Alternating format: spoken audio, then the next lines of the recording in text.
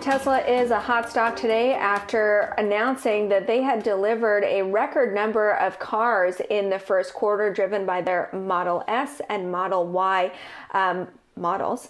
Let's bring in an analyst who was so moved by the numbers that he upgraded the stock. Dan Ives at Wedbush is joining us now. Dan, you have no shortage of adjectives to describe just how game-changing this quarter was for deliveries. Why did it impress you so much?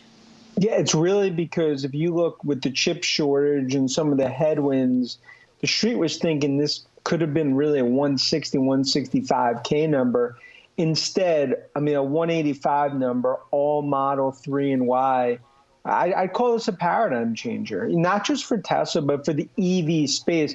Just shows demand skyrocketing going into the rest of this year. We continue to view this as a green tidal wave that's not just going to lift Tesla, but the overall EV sector. And so what does that mean if they were able to do this with all those constraints in the first quarter? What you think they'll be able to achieve in the full year? Yeah, and I'd say whisper numbers, we're thinking they could do about 800K for the year. Today, it's probably closer to 900K.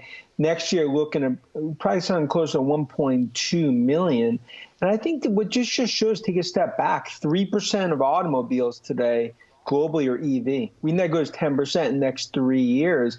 Tesla leading that. And I think what you're starting to see here, it's obviously been a painful sell-off for Tesla in the EV sector, but we believe that's mostly in the rearview mirror now. I mean, there could be some bumps in the road, but I view this 12 months from now, $1,000 stock.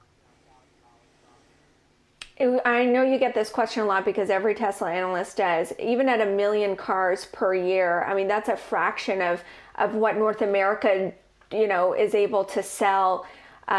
We just got the March numbers where, we're close to 18 million cars that were sold on an annual adjusted basis. How do you square that with, the valuation that Tesla trades at? Yeah, and I think that always speaks to the emotional bull-bear story on Tesla. If you treat it like a traditional automaker, you're never going to get anywhere near within an area code of where the stock is. We viewed it as a disruptive technology player. And I think what you're starting to see, stocks like VW, GM, they're getting re-rated, not as an auto company, as disruptive technology player. And what's essentially happening right now is the whole auto supply chain, the whole ecosystem, it's being transformed green. I mean, you look at GM basically going full EV over the next decade, Ford as well. That's why right now Tesla, I compare it to sort of the mid-90s covering the internet in terms of where we are in the EV sector, which is why, I think ultimately we talk about $1,000, but a bull case is $1,300 in terms of Tesla. I think EV stocks move up another 40–50% this year.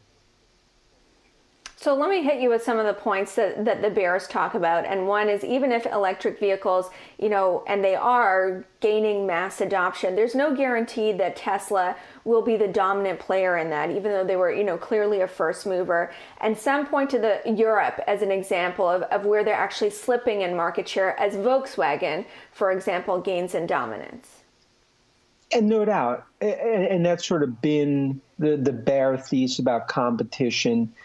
But I view this, it's a $5 trillion market over the next decade. We're only in the first inning of this all playing out. Big enough ocean for more than one boat.